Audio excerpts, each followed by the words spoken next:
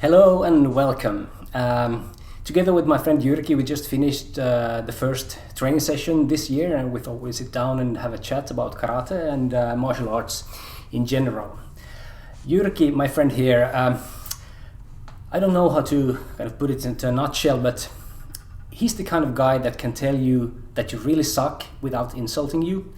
I don't know how his humor will translate into English, but we'll see. We'll see where it goes. I didn't expect that, by the way. Sorry. You didn't warn me about that. And this is my friend Ante, and also my karate master, and I guess most of you know him because I think this will be in his YouTube channel. But how long you been doing karate? For 35 years? Yeah, 35 I would say.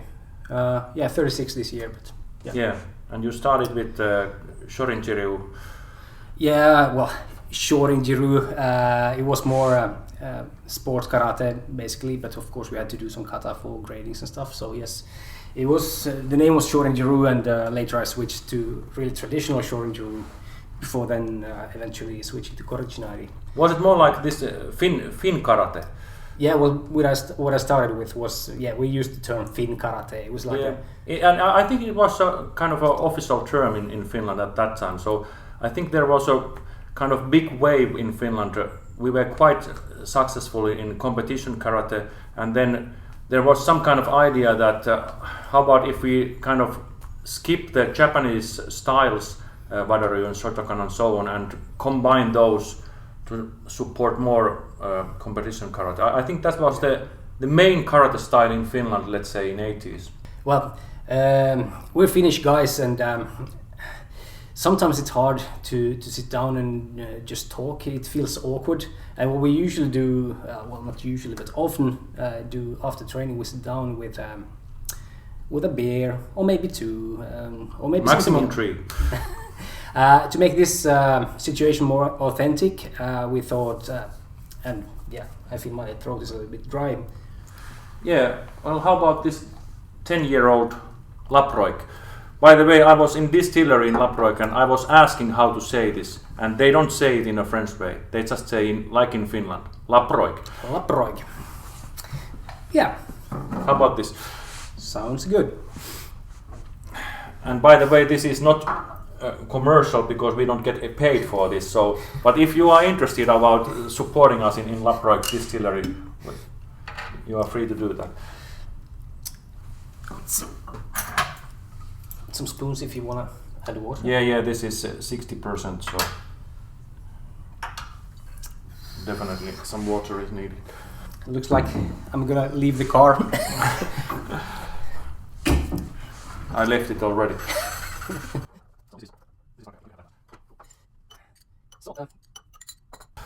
To karate. Kippis.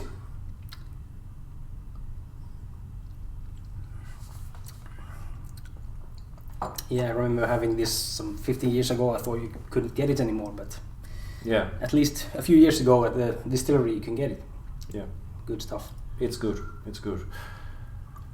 And suddenly I feel like talking.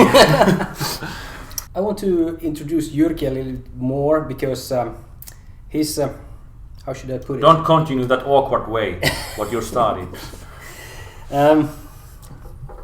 You say you're a simple guy, but I like to compare it to when I teach a technique, I can say this is simple, but it's not easy.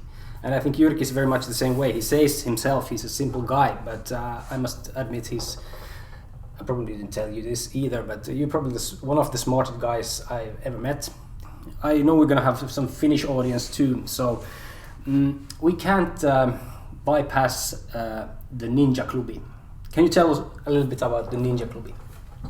Exactly 15 years ago, actually. This is the date that I started, and then after this three practice session, they asked me that can I come and teach there in one club or Espoon Meidokan in Espoo, and I started to teach there 2006 autumn in a regular basis, and it was kind of funny because I didn't have any weight on my shoulder, so I was not expected to teach anything basically. So I just had totally free hands to do whatever I wanted to do. And in the first practice there was actually 2 guys two guys, and we started the practice so that it was from 2 to 5 each time. But then the rumors start to spread out. So after a couple of years, it was 15 persons, and after a couple of years more, it has been now constantly more than 20 persons every Saturday practicing this kind of ninja club. So I think, I'm not sure, but I think it's actually the most popular black belt practice in Finland currently. And the whole point is just to, you know, gather and practice karate and have fun, and very simple, basically. Yeah. Wasn't it that you were actually not invited to teach kata applications, but you were advertised as the kata specialist or something? Yeah, that was pre Ninja Club. So as everyone knows, I'm not so big fan of kata, and like Olaf Gray, who together with Ante granted me the third dan, he said in his feedback, "Jyrki, as you know, your kata sucks." But I started in Espoo Meidokan before Ninja Club. How they knew me, I was there teaching 3-4 times as a kata specialist, and they actually made a poster where they said that okay, kata specialist Jyrki Innanen is now teaching here, and I'm not a kata specialist. Yes, and actually my very first impression of Jyrki was this. Jyrki is the guy on the right hand side. This magazine doesn't exist anymore. It used to be the Finnish Karate Federation's magazine, Budo Express. And I was actually in Brisbane studying at Hanshi McCarthy's Sohombu Dojo at the time, and I remember seeing this cover, and I was like, somebody within the Finnish Karate Federation knows something about kata application, and I got interested. And opened up, saw the article that Jyrki was writing for the magazine, and read it, and I was really, wow, somebody thinks like me. So this is how I remember first seeing Jyrki. He looked kind of scary. He still does, but he's really nice. Yeah, and it's actually funny that I think maybe from the same magazine I also heard from you, because I was writing about that. Basically my text was that should we add some old kata bunkai to our curriculum, which that time was quite much missing in Finnish karate. And at the same time you were studying together with Patrick McCarthy in Australia, and you and your wife, you were writing about the article, and I read this from the same magazine. I think I read, hey, who are these guys who are doing something very sensible in Is Australia? it that one? It might be this one, yeah. But anyway, we two were writing on the same Finnish Budo Express karate newspaper, which doesn't exist anymore. But so we are kind of pen friends.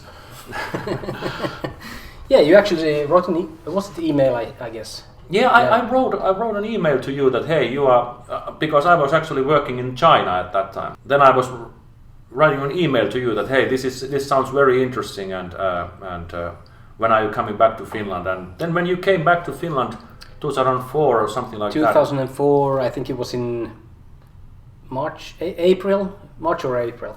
Yeah, we came from China on January 2004, and I think on spring 2004 we already organized our first seminar, if I remember correctly.